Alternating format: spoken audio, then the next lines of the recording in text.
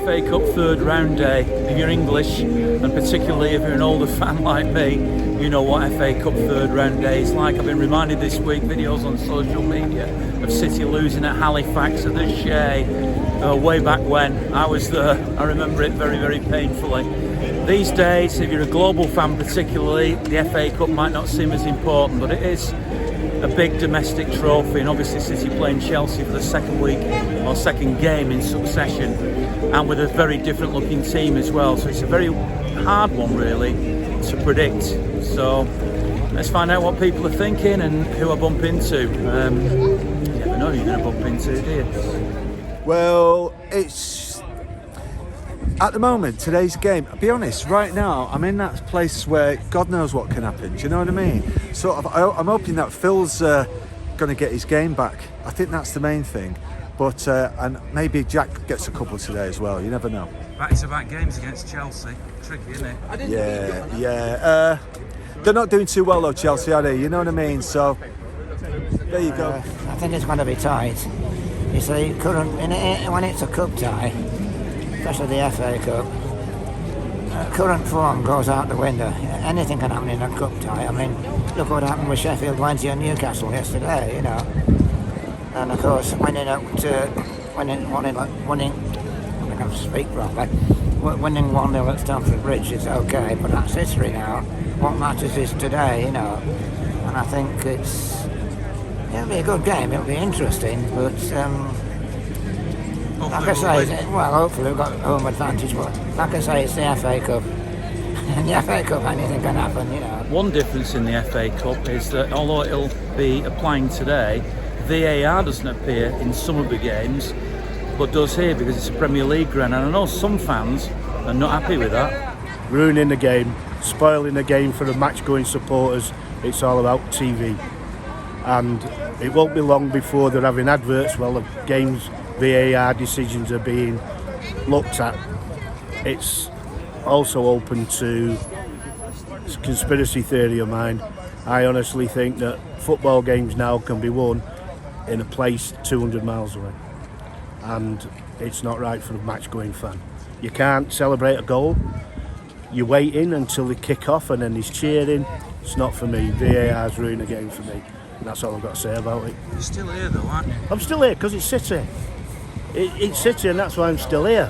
But I'm as close as I've ever been to turning me back on a lot of it. And you know myself, you know yourself that I'm there every week.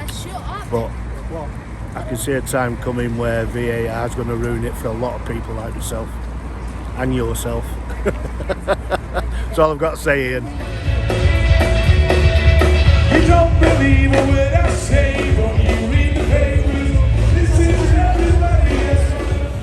I'm hoping the performance is there and then the result takes care of itself.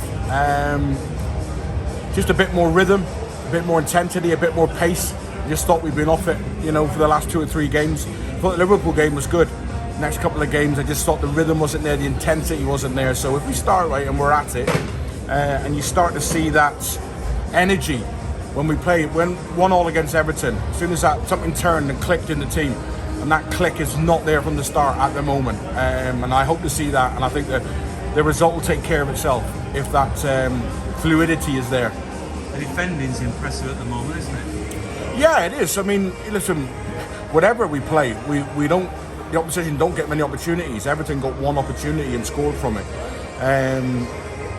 As long as we're all right at the other department, you know, which is where we normally are, it'll take care of itself. But yeah, the opposition get very, very few chances against City. And today is it's a tough one. You know, you just play them, and I never enjoyed that when you went Cup League if they coincided like that. But you know, the team, I've seen the team, and yeah, I'm excited, and it's an exciting lineup. You're here today. I know you had a bit of a trek down to Chelsea, didn't you? Oh, it was a trek and a half, but credit to everybody. You don't panic, because people panic getting Ubers and tubes. When there's a train strike on, just be patient. Our coach broke down in Uxbridge, 30 miles from Chelsea. 5 o'clock it broke down. 2 minutes before kick-off, I'm there clapping the Pele.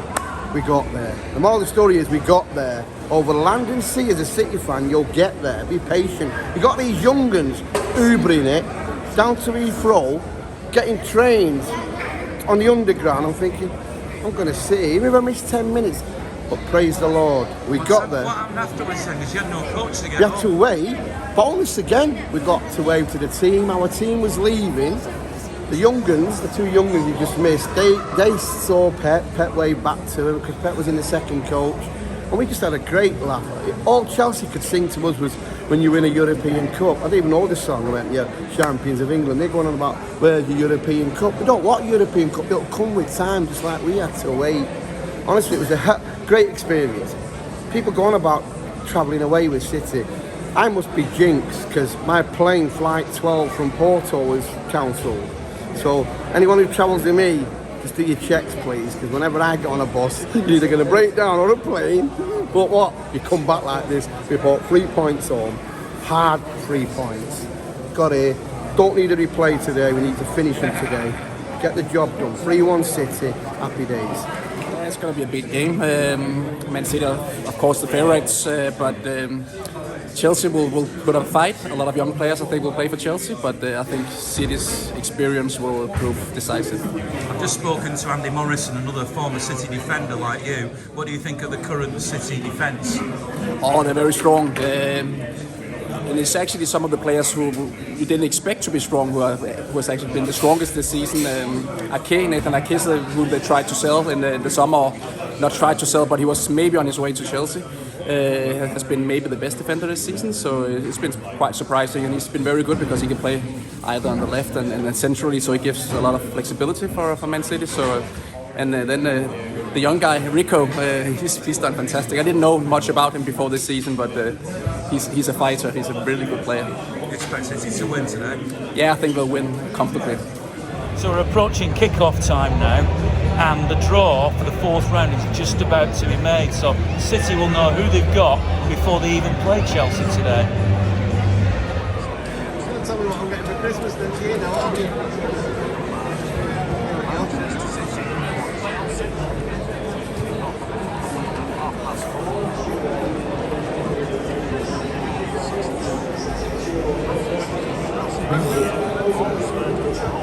So there we are. If City get through against Chelsea, it's Oxford or Arsenal at home. Those players don't know that yet behind us, do they?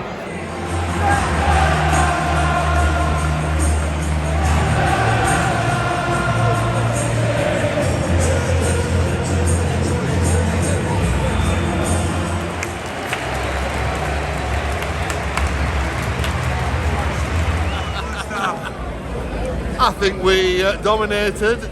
We took it slowly, then we actually took them apart, and hopefully we'll end up with 5 or 6 today. I think they're playing really fluently today, aren't Yeah, and it's great. Alvarez has been given a chance. The Blues are just doing the business again, aren't they? So let's hope we continue. We don't wipe that smile off your face. They'll never wipe. Well, it's you can't stop not to smile off the face. It's brilliant, isn't it?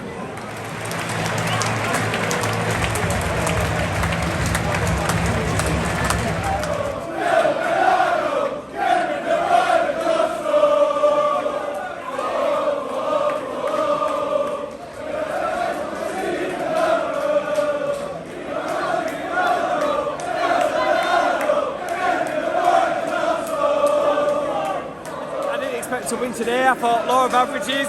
You know, they've won the last 2 times now, 1 apiece. Yeah, we won. Whatever. Great free kick by Eamar Mahrez. Amazing. Thing is, we've got a really tough draw in the next round as well. We're not going to get Oxford, are we? We're going to get Arsenal again. More away travels, we'll see. Happy New Year. This team can beat anybody though, can't it? Not in my lifetime. Happy New Year. All right, all the best. Tell me what you thought of the game then. Oh, absolutely brilliant. Hey, they were there for the second, we took them. Absolutely brilliant. That's the main thing, isn't it? Oh, that's really brilliant.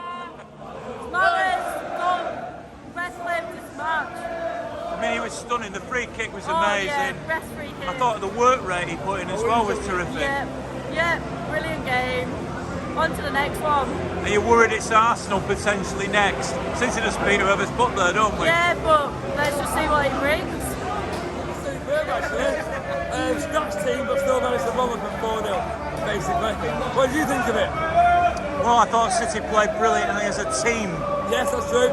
And it's good to get a few more squad players back in. And Walker got 90 minutes as well. Foden got 90 minutes. Alvarez another goal. And 2 more from Mahrez is in the group now, isn't it? Sod's law though, isn't it? It's Arsenal potentially in the next round. Arsenal potentially. Yeah, they beat Oxford. In truth, we've got Chelsea and Liverpool in both cups and knocked them both out.